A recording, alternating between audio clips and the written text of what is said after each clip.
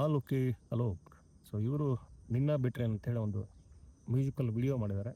So ಇದು interesting ಆಗಿದೆ. Visually ತುಂಬ ಖುಷಿ ಕೊಡುತ್ತೆ.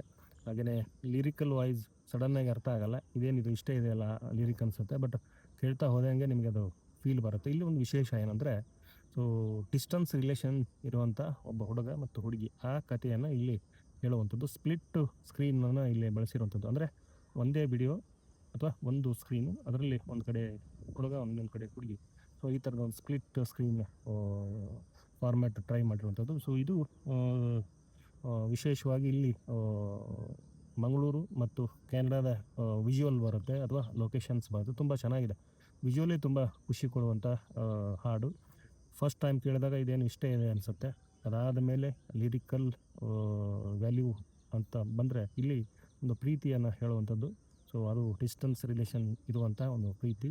ಸೊ ನಿನ್ನ ಬಿಟ್ಟು ನಾನು ಇರುವುದಿಲ್ಲ, ನೀನು ಇಲ್ಲ ಅಂದರೆ ನಾನು ಸತ್ತೋಗ್ತೀನಿ ಅನ್ನುವಂಥದ್ದು. ಈ ಥರದ್ದೆಲ್ಲ ಲೈನ್ಗಳ ಬರುತ್ತೆ.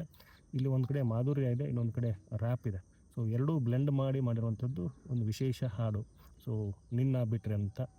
ಇದನ್ನು ನಿಮ್ಗೆ ಕೇಳ್ತಾ ಹೋದಂಗೆ ನಿಮಗೆ ಖುಷಿ ಆಗುತ್ತೆ. ಯಾಕಂದರೆ ವಿಜುವಲ್ ಟ್ರೀಟ್ ಒಂದು. ಆಮೇಲೆ ವಿಶೇಷವಾಗಿ ಇಲ್ಲಿ ಗಮನ ಸೆಳೆಯುವಂಥದ್ದು ಶಾನ್ವಿ ಶ್ರೀವಾತ್ಸವ್.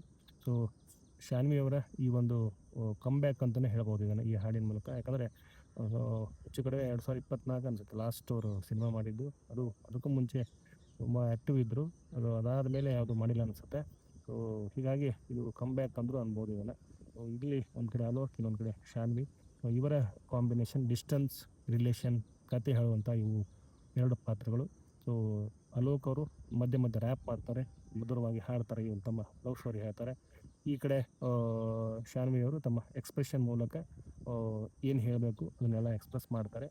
ಒಂದು ಸ್ವಲ್ಪ ಮುಖ ಯಾಕೋ ಡಲ್ ಅನ್ನಿಸ್ತು ಇರೋದು. ಅದು ಬಿಟ್ಟರೆ ಇಡೀ ಹಾಡು ನಿಮಗೆ ಖುಷಿ ಕೊಡುತ್ತೆ ಅಂತ ಹೇಳ್ತಾ, ಇನ್ನೊಂದು ವಿಚಾರ ಏನಂತಂದರೆ, ಈ ಒಂದು ಹಾಡು ವಿಡಿಯೋ ಏನಿದೆ ಇದು ಆಲ್ ಓಕೆ ಅಲೋಕ್ ಅವರ ಯೂಟ್ಯೂಬ್ ಚಾನಲಲ್ಲಿ ಇದೆ.